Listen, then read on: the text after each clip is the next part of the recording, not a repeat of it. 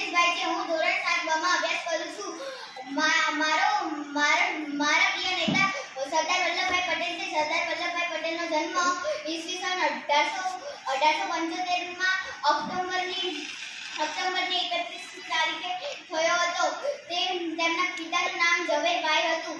તે કરમસદના વતની હતા. તેમની માતાનું નામ લાડબાઈ હતું. તે બાળપણમાં વલ્લભભાઈ તોફાની, નીડર અને સાહસિક હતા. બેરિસ્ટર થવા માટે તેઓ ઇંગ્લેન્ડ ગયા હતા.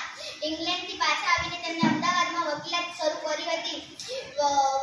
તે પાછળથી તેઓ ગાંધીજી સાથે સ્વાતંત્રતાની લડાઈમાં જોડાયા હતા.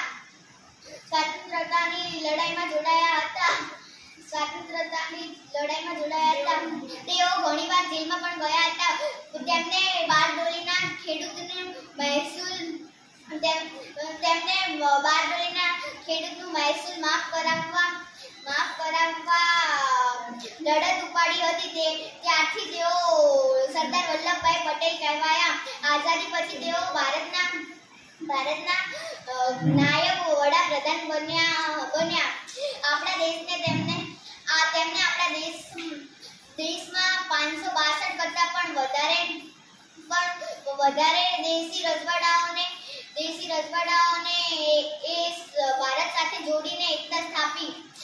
ઈસવીસન 1950માં તેમને ડિસેમ્બર મહિનાની 15મી તારીખે તેમનું અવસાન થયું હતું. આજે પણ વલ્લભભાઈને દેશ સેવાના કામો માટે લોકો તેમને યાદ કરે છે અને હંમેશા